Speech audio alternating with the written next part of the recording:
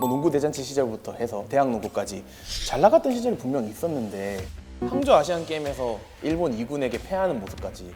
우리나라는 뭐 아직도 구닥다리 농구 이런 농구를 하고 있으니까 얼마나 폐쇄적인 리그라는 거예요. 사실 5년 전만 해도 일본이 그런다고 하면 다 코웃음 쳤죠. 그런데 더 놀라운 행보가 우리나라에서는 있을 수 없는 이야기입니다. 500년 뒤에도 일어나지 않을 거예요. 한동안은 일본의 벽을 넘기가 상당히 어려울 것 같습니다.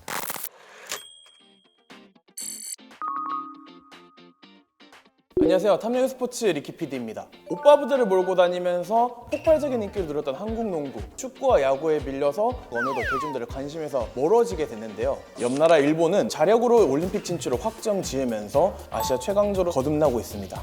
한국 농구 어쩌다 이렇게 떨어지게 됐는지, 그리고 앞으로의 부활 방안이 있는지 조현일 농구 해설위원님 모시고 이야기 나눠보겠습니다. 안녕하십니까? 네, 안녕하세요. 농구 해설자 겸 보피TV 농구 유튜버로 활동하고 있는 조현일이라고 합니다. 현재 한국 프로 스포츠 시장에서 좀 인기가 아쉬운 면이 조금 있어요. 뭐 농구 대잔치 시절부터 해서 대학 농구까지 잘 나갔던 시절이 분명 있었는데 농구 모르면 약간 남자 학교에서는 바보 되는 느낌? 그 당시에 농구는 가장 인기 있었고 가장 힙한 아이템이었죠. 오빠 부대라는 단어가 그때 처음 생겼고 직관을 하는 것 자체가 쉽지 않았던 스포츠였죠. 지금 월간지들은 한 번 인생 끝이잖아요. 농구 스타들을 표지를 해놓으면 그냥 서점에서 살 수 없을 정도로 2000년대 중반부터 KBL이 좀 멸시당하고 팬분들이 더 이상 찾지 않는, 그래서 완전히 식은 아이템이 된 게 외국인 선수가 좀 약간 판을 치는, 야구나 축구는 국제 무대의 선전으로 분위기를 환기시킬 수 있다면 농구는 또 그런 게 없었다 보니까 농구를 뭐 끊으셨다가 아니면 농구가 재미없어서 농구를 멀리하신 분들이 계시거든요. 국대 농구 키 스폰서가 원래 나이키였다가 프로스펙스로 교체가 됐는데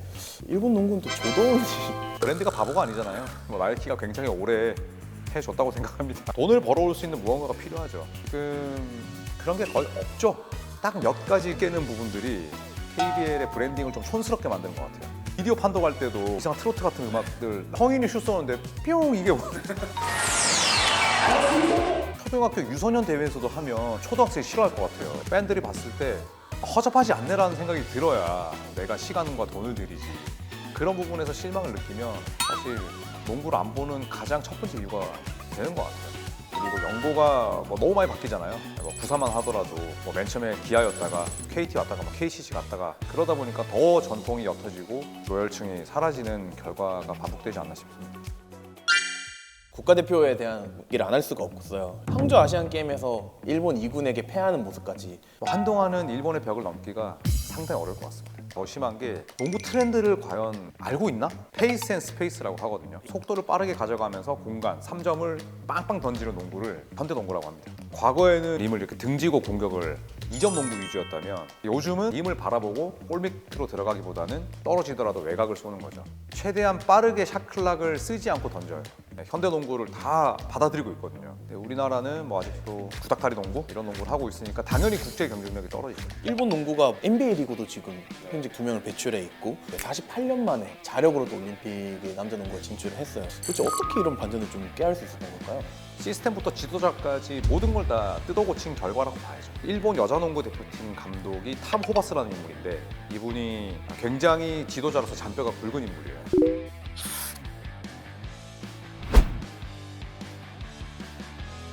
일단 여자 일본 농구가 대박을 터뜨리죠.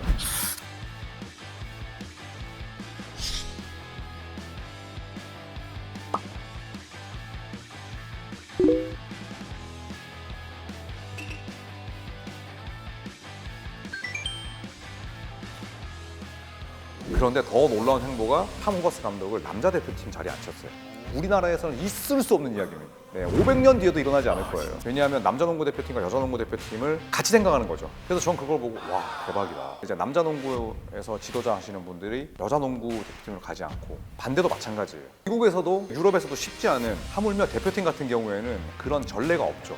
남자 농구 대표팀이 완전 강팀으로 탈바꿈합니다. 뭐 아시안 게임 보셨잖아요. 외곽에서 3점 뻥뻥 터뜨리고 2군이 나와도 그런 훈련이 돼 있으니까.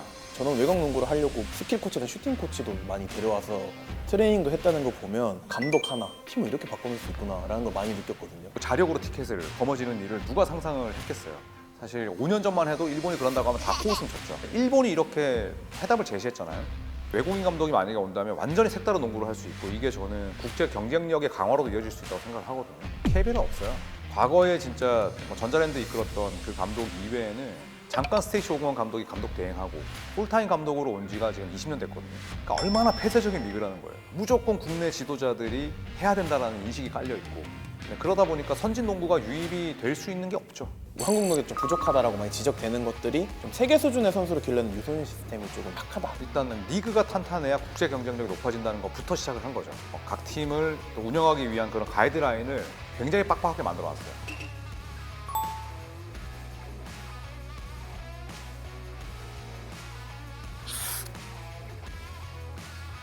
KBL도 사실 굉장히 씨앗이 중요하다는 생각을 하고 있어요. 또 2월 중순부터는 3,000명 넘게 참가하는 유소년 대회가 있어요. 꾸준히 유소년 농구에도 많이 투자를 하고 있는데 사실 축구나 야구에 비해서 그런 저변이 부족한 건 사실이에요. 지방에서 있다가 명문 고교로 전학하는 경우도 많고 이런 재능들이 또 수도권에만 몰리고 전학을 가버리면 뛸 수 있는 선수가 6명, 5명 이렇게 돼버리니까 사실은 이 구조가 절대 옳은 건 아니죠. 사실 일본 선수들도 대학 농구 엄청 많이 가 있잖아요. 확 만들어내기는 어려운 거잖아요. NCAA 같은 대학 농구로서의 진출이 조금 활발히 이루어져야 되지 않나. NBA 가지 못한다고 하더라도 미국 대학 농구에 도전장을 내미는 선수들은 더 많아졌으면 좋겠어요. 중고등학교 때 야, 나가면 뭐해? 고생해. 출전 시간 못 얻어. 그럼 네 기량 정체되는 거야. 이게 아니라 지도자가 더 장려해줘야 되는 분위기가 형성이 돼야 되고 미국 가서 농구 한번 해봐야 되지 않겠어? 지금부터 스킬 트레이닝하고 영어 공부하고 해. 더 독려해줘야죠. 최근에 한국 농구에 좀 큰 소식이라면 안준호 감독이 부임을 했어요. 지도자 공백이 좀 있다라고 들었거든요. 굉장히 오래됐죠. 이게 그럼 또 트렌드와 연관되는 거 아닌가요? 거의 이른이 다 되셨는데 야인이었던 적이 좀 길었잖아요. 그분이 어쨌든 KBL에서 우승을 시키기도 했었고 속박 지르고 군림하려는 그런 지도자가 아니고 소통형 감독이에요. 예전에 서울 삼성 썬더스를 우승으로 이끌었을 때도 선수들이 작전 타임 때 이야기를 하면 그 이야기를 다 듣고 본인이 수용을 했어요. 선수들에게 내 작전 지시를 잘 전달하기 위해서 스피치 학원도 다니셨어요. 비록 공백기는 있지만 오히려 그 동안에 많은 또 공부를 했으리라 믿고 자주 섞인 이야기이긴 하지만 우리가 농구 월드컵 우승을 바라는 건 아니잖아요. 그래서 국가대표 농구에서만큼은 좀 유행에 뒤처지지 않는 농구를 보고 싶어요. 이번 A매치 기간 때 안준호 감독의 농구가 궁금합니다. 인터뷰에서 그런 얘기를 하셨어요. 이제 젊은 농구를 하겠다. 엔트리에 25세 이하 선수 5명 뽑고. 저는 굉장히 필요한 작업이라 생각해요. 내가 감독을 맡을 때 리빌딩, 세대 교체 그 누구도 원하지 않아요. 당연히 검증된 선수를 하고 싶어 하지.